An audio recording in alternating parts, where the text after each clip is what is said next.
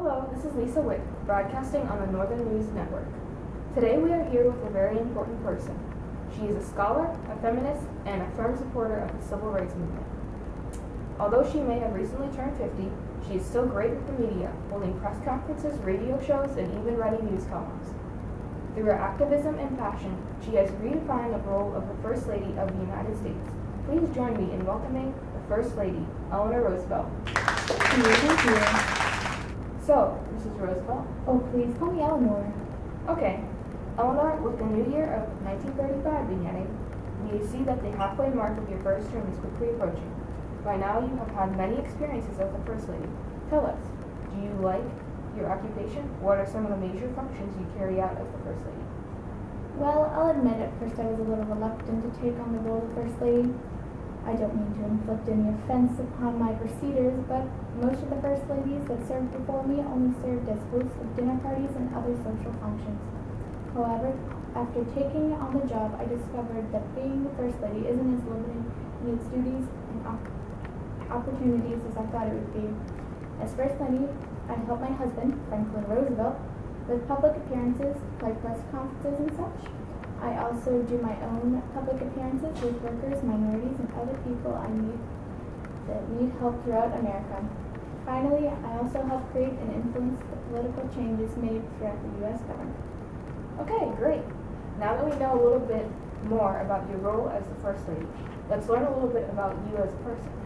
Where are you from? Where did you go to school? I was born October 11, 1884 in New York City. I went to convent school in Italy as well as Allenswood Academy in England. I especially enjoy Allenswood as I met Marie, the headmistress of the academy there. Her feminism and academic brilliance is an inspiration for me every day. Now, obviously, when your husband, the president, took office, the Great Depression had just started. How would you say it has affected your efforts as the First Lady? The Great Depression has definitely affected the efforts of me and my husband. The Great Depression is no easy feat for us to overcome. It is no surprise that it has made our presidency more challenging. However, we are doing our best to improve the conditions for all people all over the U.S. The New Deal programs like the Public Work Administration and the Civilian Conservation Corps has vastly improved the lives of many Americans. All right. Again, this is Lisa Wick of the NNN with Eleanor Roosevelt, the First Lady of the United States. We will be back with more questions after the break. Do you like adventure? Rainbows? Maybe even exploring new lands? And come with me, Dorothy, and my friends. The Tin Man. Oh, he lost his head. The Scarecrow, who's not feeling very lively today. And the Cowardly Lion. Why are you pink? I'm not feeling that great today. As we go off on an adventure down the yellow brick road. The Wizard of Oz. Will I be able to get home in time? Find out in a theater near you. Hello, Lisa Wick here with the First Lady of the U.S. Okay, now for the questions we all want to know. How have you, as the First Lady, influenced and or carried out some procedures that have helped the economy so far? Where did you get the ideas you had for economic solutions? And what else do you plan to do to help the economy of the U.S.? Well, I have had several good ideas on how to help the economy. Many of these came from meeting good Americans in bad situations. They need help, and I see many ways to give it to them. Many of the ideas have been incorporated in the new programs of the New Deal. For example, I facilitated the start of the planned community in Arthurdale, West Virginia.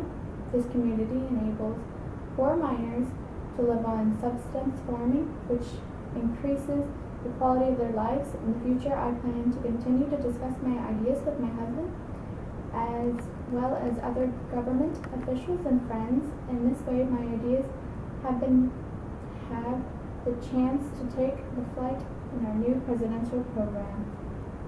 Now, we know that your husband helped create as well as supported the New Deal programs, which greatly benefited many young Americans. My question to you is, did these changes affect you in any way? And did you feel that all of these programs were necessary? These changes have affected the people of America. Therefore, these changes affected me too.